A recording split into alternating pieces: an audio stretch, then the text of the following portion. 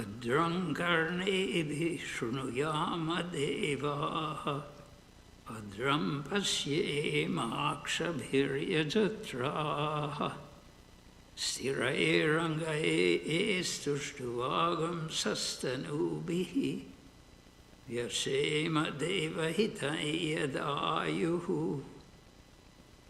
May we hear with our ears what is auspicious. May we see with our eyes what is auspicious.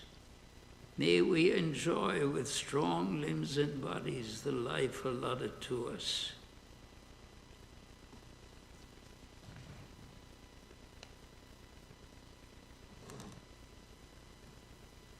The message this morning is the message of Easter.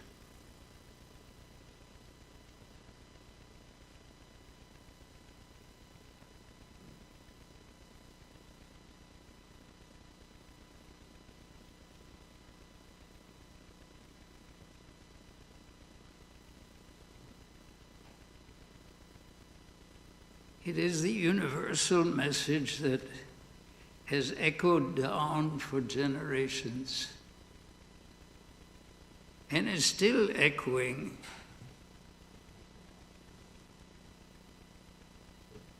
This is the message, really, it is the message that we're all waiting for.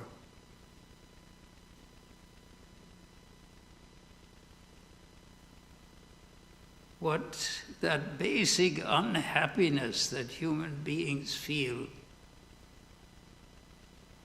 when they realize that they are bound in a, so to speak, closed universe. There's a deep yearning in the heart of everyone, really, to a greater or lesser degree, for freedom, for that unbounded condition, that infinite and eternal state that somehow we realize is part of our own nature.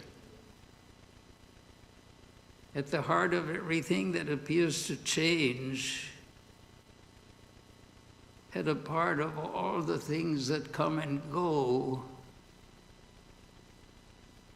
we have the intuitive feeling that there must be something which does not come and go, which is always there, which is always at the heart of things, which is always a firm support.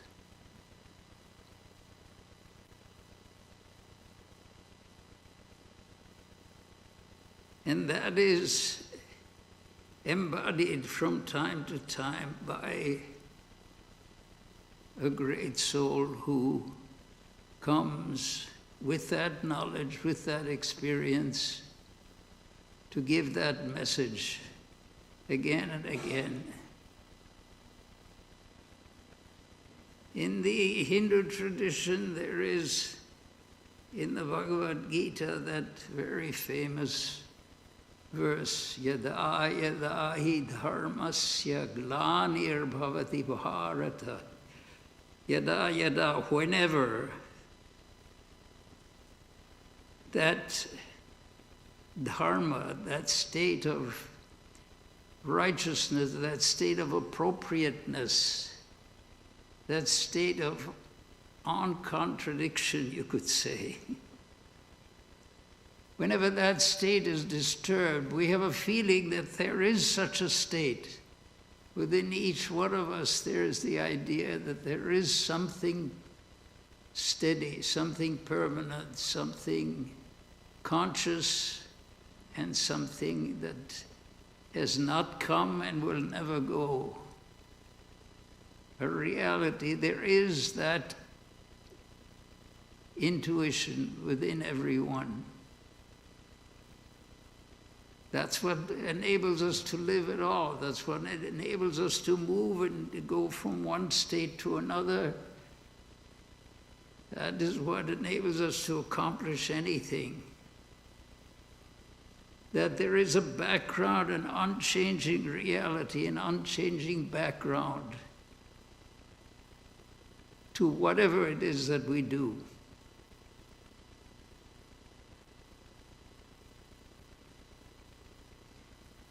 And it is that feeling of steadiness, that rock upon which our life is built.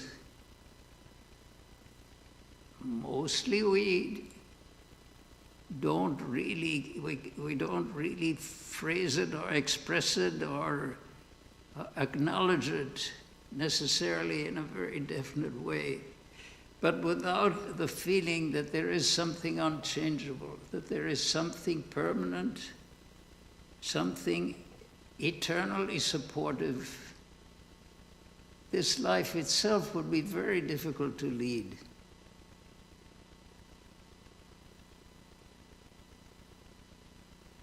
And probably one of the greatest gifts that we have, everyone has to some degree or other, is the ability to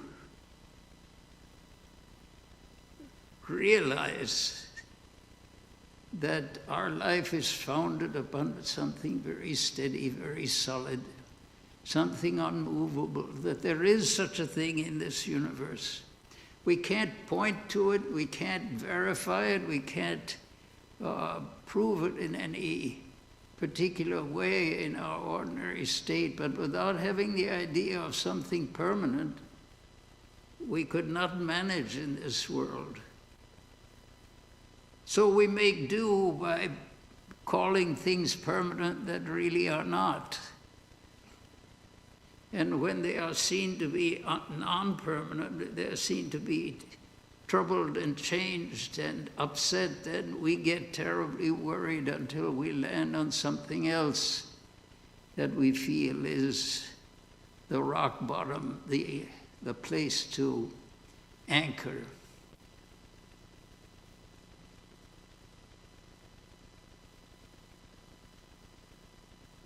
And religion is what provides us that.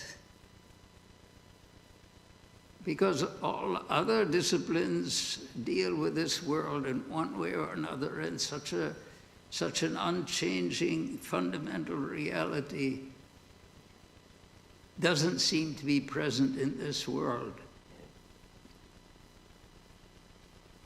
So, since we know it must be there, but we can't point to it, we assume that it is there. And from time to time, there arise individuals who actually are able to experience that, who have plunged to the depths of life and have come face to face with that which does not change, the infinite, the eternal.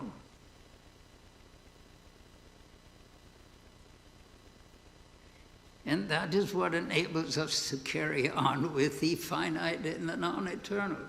With the finite and the changeable, we can manage because we know the background is solid and unchanging and reliable.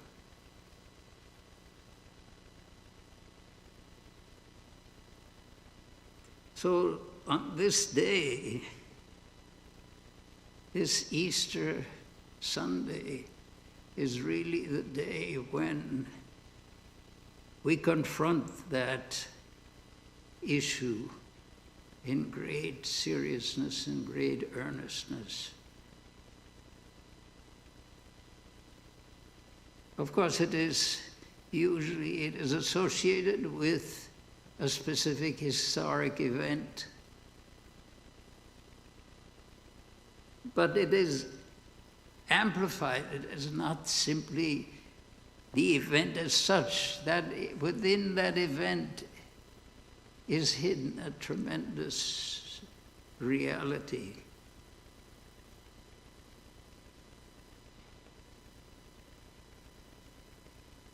So today we celebrate the resurrection of Christ. That is, as he himself said, this would happen, and he would ascend to that reality which is his own intrinsic nature. And that message is not only for Christians, it is for everyone. Christians, of course, will take it in their own way and interpret it according to the particular Christian tradition to which they belong. But it carries a message for everyone that death itself is not the end of anything. Of course, in the Hindu tradition, we have long maintained that. In the Bhagavad Gita, it is clearly stated, after this life, there comes another life, that which we have not finished in this life, those things that have driven our efforts in this life, if they are not finished, they continue in another opportunity is provided, another life occurs.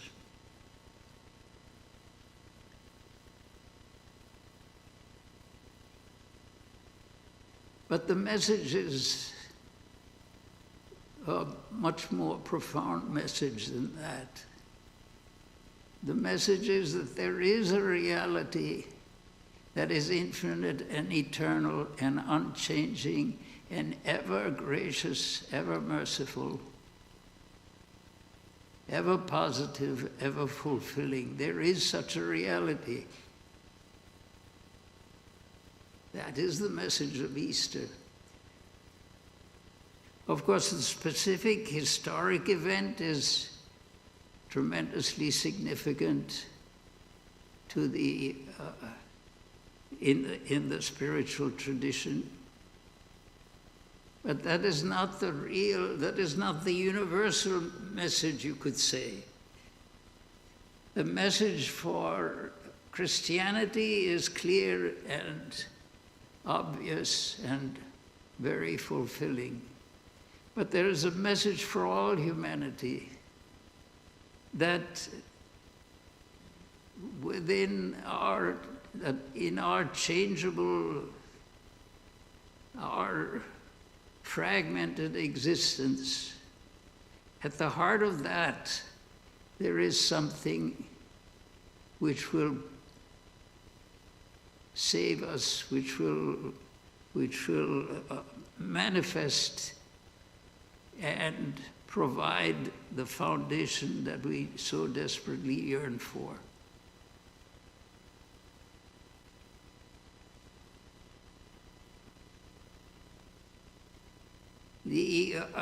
There is in the story of that is told about the events of the crucifixion, there is a statement that describes what they call the 7 last words of Christ. And usually it's given a rather limited meaning, in the sense that at this point in the trials and the tremendous horror of the crucifixion, Christ is said to have, in a state of apparent desperation, supposed to have said in the Aramaic language, which was common in the Palestine of his day, he is supposed to have said, O Lord, why hast thou forsaken me? Those are generally called the 7 last words of Christ. But there was an Aramaic, a person whose native language was Aramaic, actually I think there is the people in the region which is called Assyria. The Assyrians, there are people who come from that particular region, and they have this particular language of Aramaic apparently is still their language. And one of them, his name was George Lumsa, has translated this and published it, that these 7 last words really don't mean, O Lord, why hast thou forsaken me? If translated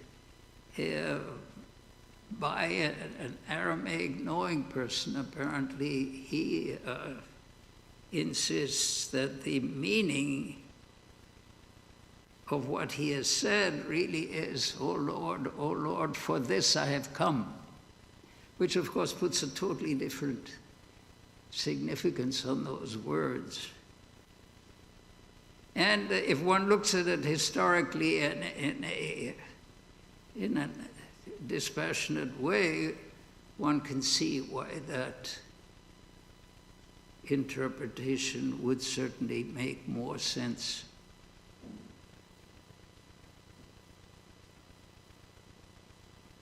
So for that event take place. The event that we celebrate this morning is the resurrection. Jesus said after 3 days he would be, he indicated he would achieve this resurrection. And because on that Sunday morning after the crucifixion on Friday, some of the women who were associated with him, his mother among them, came to the grave where he had been put, where the body had been put, and they found that the stone, the heavy stone that had been placed in front of the sepulchre to prevent anyone from going in, had been rolled aside. It had been especially heavy so that it should not be possible to do that. But they found the stone had been rolled aside, and a very shining being, interpreted as an angel, was sitting within the sepulchre, and the sepulchre was empty. The form of Jesus was not seen inside the sepulchre. And the angel said that he had risen. He had risen from the dead. He had achieved what he said he would achieve, that he would be raised on the 3rd day, and on the 3rd day, when they came to look into the tomb, they found indeed that he was, or the form, the body was no longer present there. And this shining being sitting in front, saying that he had been resurrected. So that is the glory of the Sunday, that after the mournful memories that are the source of the Good Friday events, this is the moment of glory. He has triumphed. And what he said was that all of us can triumph. Everyone can in this way triumph over that which is temporary, over that which comes and goes. That we can be in heaven, that is to say, in that spiritual glory. That is what is being celebrated today. And it is for anyone, even those who may not be devoted in that same way to the Christian concept, to the Christian annunciation or revelation, everyone can understand and appreciate that a person who has passed away, a person of that stature who has passed away, has not really gone. He has been elevated to a position from which he can be an eternal source of help.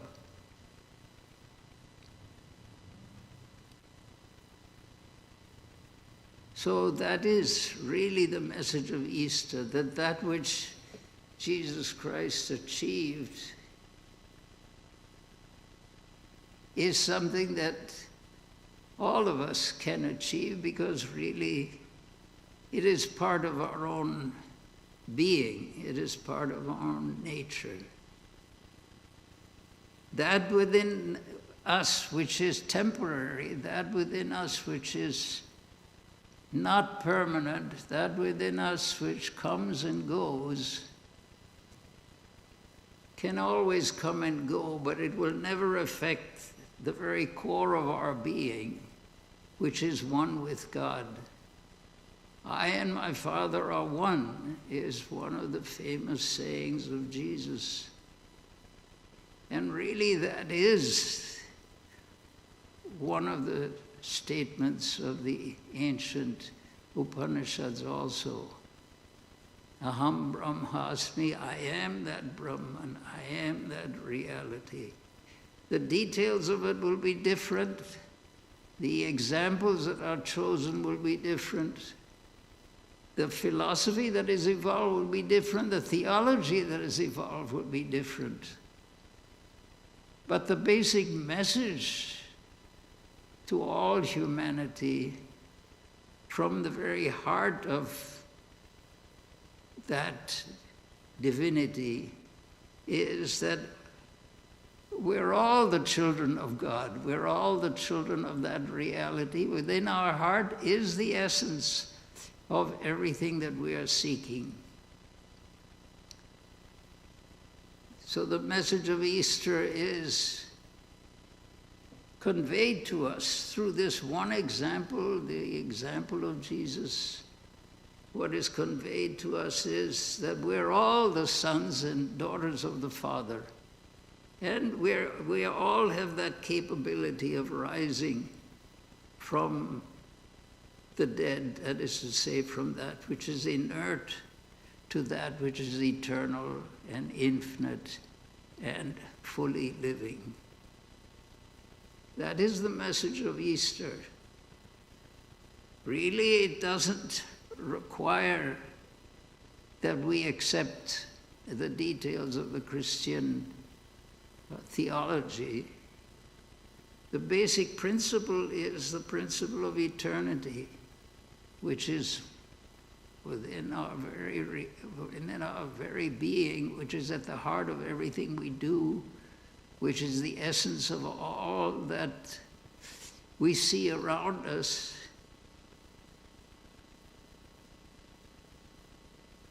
At the heart of everything, at the heart of every manifestation, there is a reality which has never been created and can never be destroyed. So why do we sit in meditation and close our eyes and concentrate on something within? Because within each one of us is that reality. Not only us, within, at the heart of everything is an unchangeable presence, an unchangeable reality, an unchangeable truth. And on this day, this Easter Sunday, using that magnificent historical example, it is fitting that we should remember that what the Father that Jesus appealed to, O Lord, why hast thou forsaken me? That is our own Father. That is to say, the God that Jesus appealed to is the God that pervades this whole universe, is the Spirit, is the Atman, is the Brahman, is whatever name, whatever category you want to describe it as. This is the reality that all beings aspire to. Why do we aspire to it? Because we know intrinsically that there is such a thing. There is something within each one of us which cannot die. The body comes and goes, but it will come again and go again. But there is something which can never come because it has never gone, it has never disappeared, it is always present. We call it Brahman, Sarvam Khalu Idam Brahma. All of this, Sarvam, all of this, Idam, Sarvam Khalu, indeed, is what? Is a Brahman. What is Brahman? That which is from the root birth to grow. It's something which grows infinitely, which is infinitely inclusive, which is at the heart of everything that changes. Everything around us seems to change. There is nothing and no idea, no thought, no reality that is unchangeable in our experience. Everything seems to change. But at the heart of everything that changes, there is a reality which has never come into existence. It always existed. And it can never go out of existence. That reality is what different religions call by different names. They call it God, they call it the Spirit, they call it Brahman, they call it Atman. Whatever name you give to it, the basic message is, in every experience, in every thought, in every action, there are two things, that which changes and that which does not change. Normally we are so impressed and overwhelmed by that which changes that we despair and we weep and despair over ourselves because things don't seem to go beyond this stage. But at the heart of everything that changes, there is a reality that never changes, and that is what should be the object of meditation. That is what should be the object of worship. That which changes comes and goes. That which has never come can never go. That is given so many different names. Why, whatever name it is given, this is the message. In every experience, there are two things. That which changes, which is the surface, the upper reality, you could say, the easily accessible reality to those who are not endowed with the ability to see the deeper inner reality. So we train ourselves to try to see that inner reality. That is meditation. By stopping what is on the surface, we hope to perceive that which is at the core of what's on the surface, that which is infinite, that which is eternal, that which has never been created, and because it has never been created, it can never be destroyed. That is the aim of all religions. They give it different names. It's called Allah, it's called God, it's called the infinite and the eternal, it is called Jesus. It has so many different names, but it is that one reality that underlies, the one unchangeable that underlies everything that changes.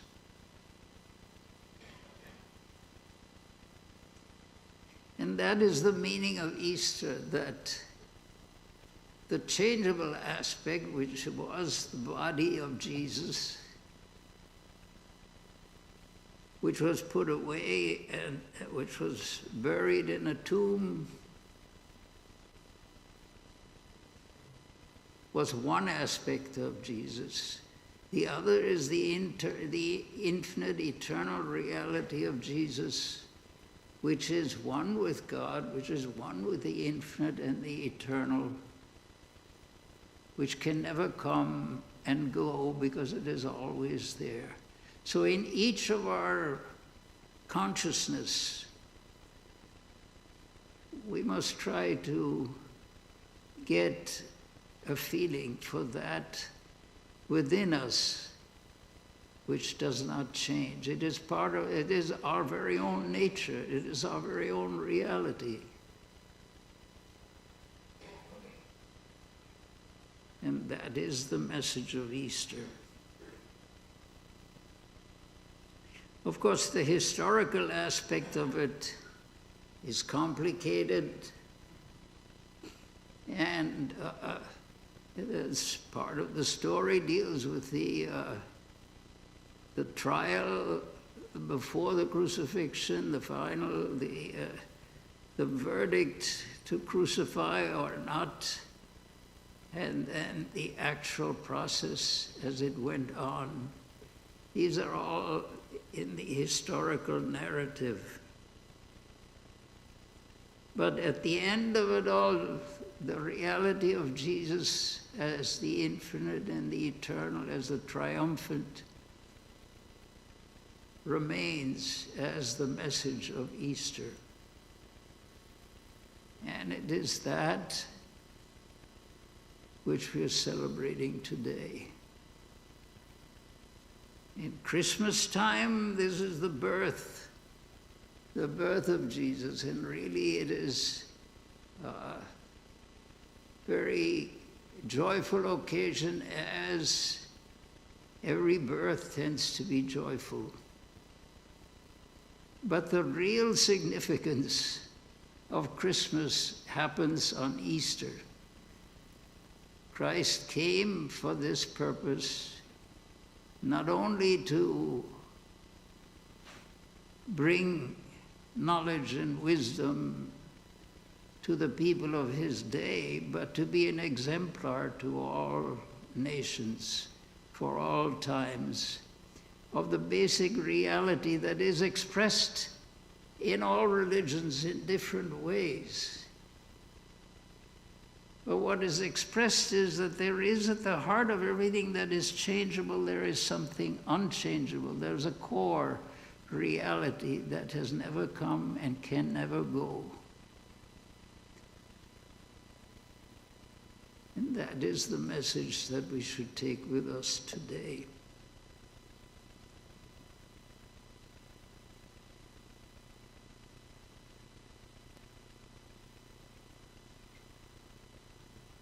The subject next Sunday is glimpses of Swami Vedananda, Holy Mother's doorkeeper. Swami Vedananda, of course, was one of the disciples of Sri Ramakrishna. He became the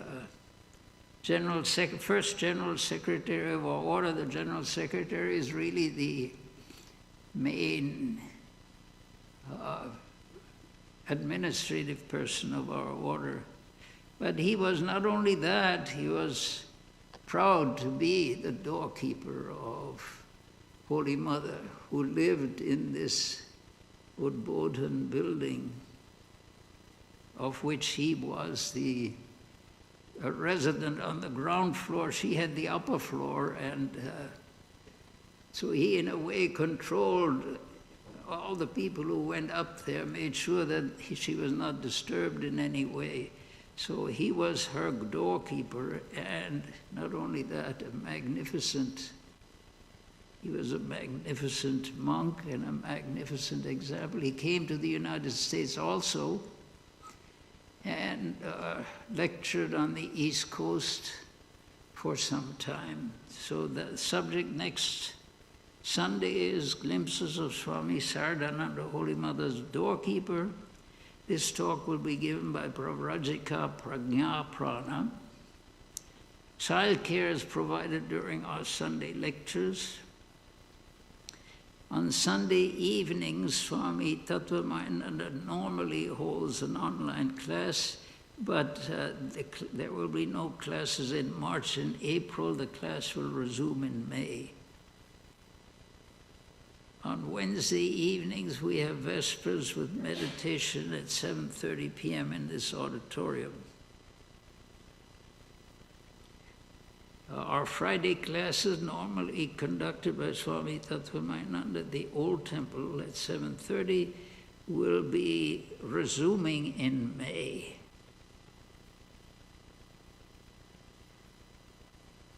You and your friends are cordially invited to attend all of our services. After the lecture, there will be a question and answer session in Vivekananda Hall, and all are welcome.